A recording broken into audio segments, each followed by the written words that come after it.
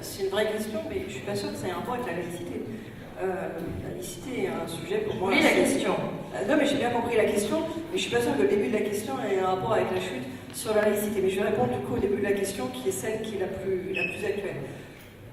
Sur ce sujet, je pense que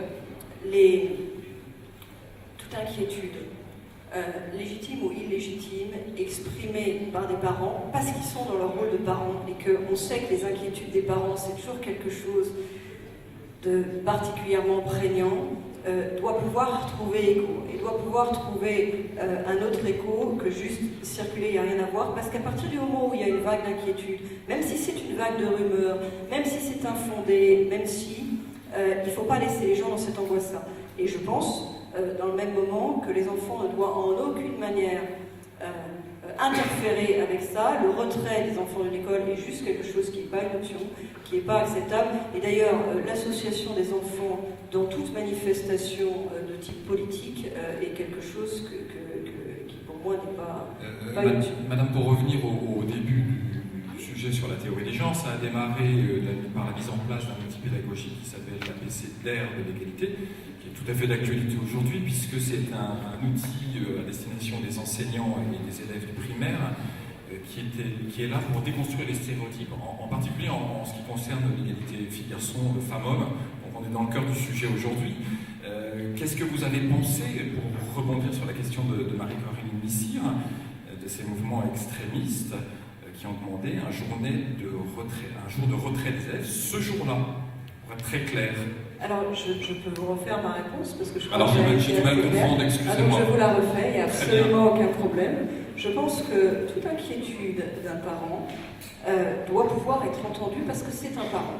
Et quand il y a des rumeurs aussi infondées, par exemple par le ministre de l'Éducation nationale, qui sur ce sujet aurait dû dire les choses très clairement, faire de la pédagogie, expliquer ce qu'il entendait faire par cet abécédaire, etc., etc. Au lieu de ça, les uns et les autres ont cherché une instrumentalisation politique qui me semble particulièrement malvenue quand il s'agit des enfants et particulièrement malvenue quand il s'agit d'inquiétudes de parents.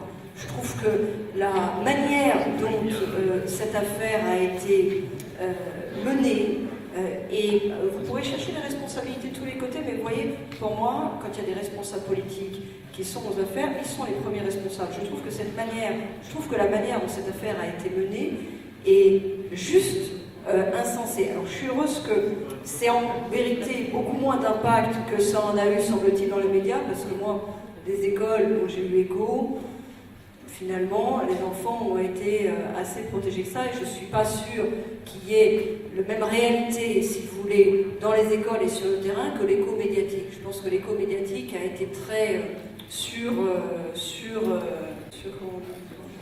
très surévalué au regard de la réalité de ce qui s'est passé sur le terrain. Mais vous voyez, j'aime pas trop, moi, quand l'idéologie rentre à l'école.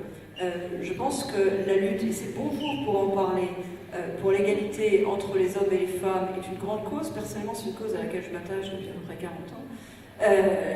Pour avoir fait des études dans lesquelles il y avait peu de filles, mener des métiers dans lesquels il y avait peu de filles, et encore aujourd'hui assumer des fonctions dans lesquelles il y a relativement peu de femmes, j'en sais quelque chose.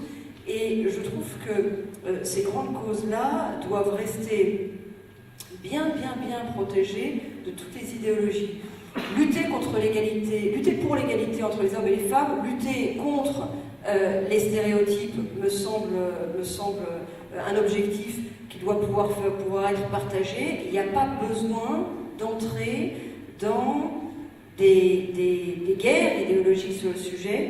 J'ai l'impression qu'on y est allé de plein pied. Je ne suis pas sûre que le ministre de l'Éducation nationale n'ait pas sa part de responsabilité là-dessus. Ce qui veut dire, si on vous entend, que vous êtes opposé à l'ABCD de l'égalité dans les apprentissages, à l'école.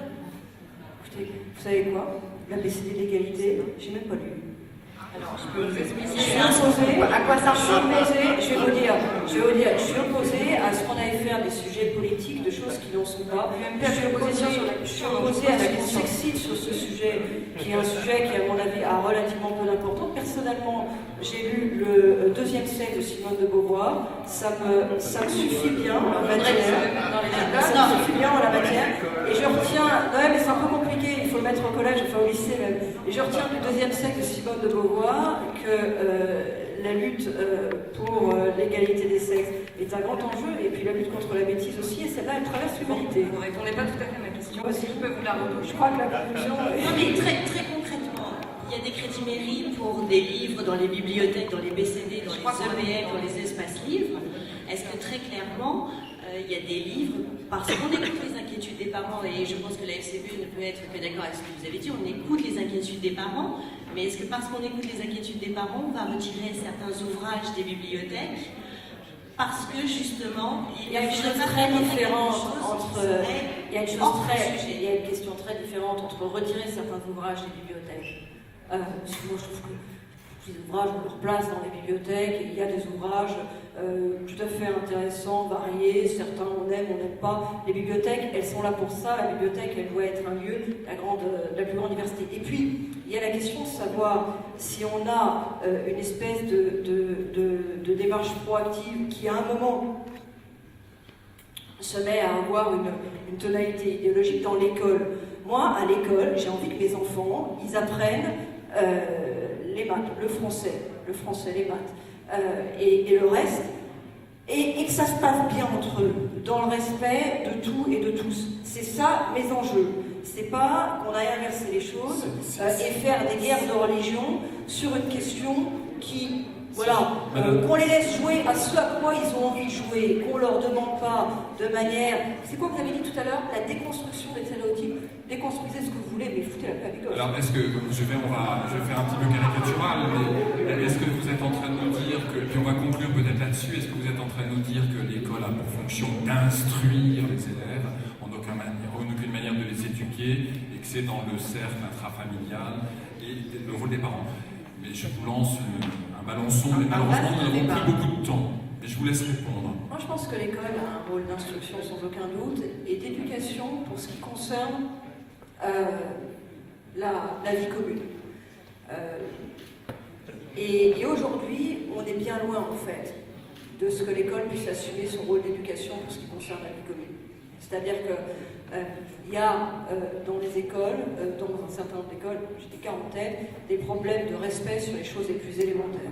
Aujourd'hui, c'est ça la vraie grande bataille. J'ai l'impression qu'on est sur ces sujets en train de s'obséder sur des voies parallèles, alors que le cœur de ce qu'on devrait travailler dans le vivre ensemble n'est pas là. Je reviens à mon sujet de tout à l'heure. Pour moi, c'est un problème bien plus important de constater qu'il y a des écoles dans lesquelles les enfants, les parents qui ont les moyens de retirer leurs enfants, ne les mettent de toute façon plus, que de savoir si on va essayer de pousser les uns ou les autres à jouer à des jeux différents de ce qui était prévu, franchement. Je vous remercie, Madame Kosciusko-Morizet, d'être Merci à venue tous. cet après-midi.